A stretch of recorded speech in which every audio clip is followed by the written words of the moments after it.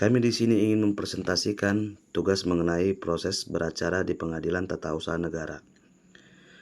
Proses beracara di Pengadilan Tata Usaha Negara diatur di dalam Undang-Undang Nomor 5 Tahun 1986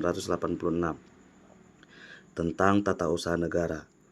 Untuk membahas bagaimana proses beracara di Pengadilan Tata Usaha Negara, kita harus mengetahui dulu bagaimana objek sengketa dan juga subjek sengketa yang ada dibahas di dalam Peradilan Tata Usaha Negara.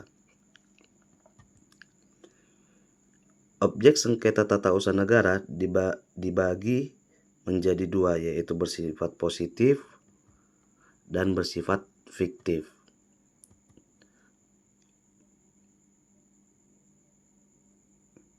Bersifat positif yakni keputusan tata usaha negara dikeluarkan oleh badan atau pejabat tata usaha negara, berisi tindakan hukum tata usaha negara berdasarkan hukum peraturan perundang-undangan bersifat konkret dan individual, menimbulkan akibat hukum bagi seseorang atau badan hukum. Sedangkan apabila bersifat fiktif, yakni apabila badan atau pejabat tata usaha negara tidak mengeluarkan keputusan sedangkan hal itu menjadi kewajibannya, maka disamakan dengan keputusan tata usaha negara.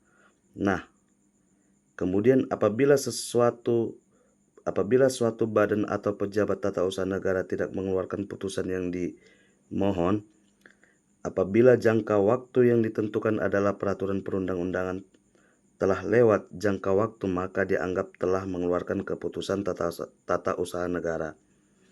Yang ketiga, dalam hal peraturan perundang-undangan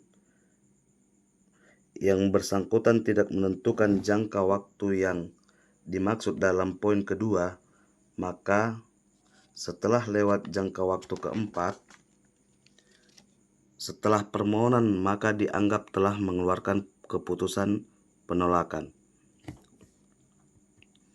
Sedangkan subjek sengketa Pengadilan Tata Usaha Negara, yaitu seseorang atau badan hukum perdata sebagai penggugat oleh badan atau pejabat tata usaha negara sebagai tergugat. Nah, kemudian kita masuk bagaimana proses di Peradilan Tata Usaha Negara, yakni dengan pertama, kita memasukkan berkas gugatan di Pengadilan Tata Usaha Negara, kemudian di kebagian kepanitraan kita akan dilakukan proses administrasi dengan membayar biaya perkara, penalaan formal sehingga pengajuan gugatan. Kemudian setelah administrasi selesai, maka Ketua Pengadilan Tata Usaha Negara akan melakukan proses untuk menyatakan bahwa gugatan tersebut tidak lolos ataupun lolos. Apabila gugatan tersebut tidak lolos, maka bisa dilakukan dengan perlawanan dan dilakukan dengan majelis hakim dengan acara singkat akan menentukan gugatan tersebut ditolak atau dikabulkan.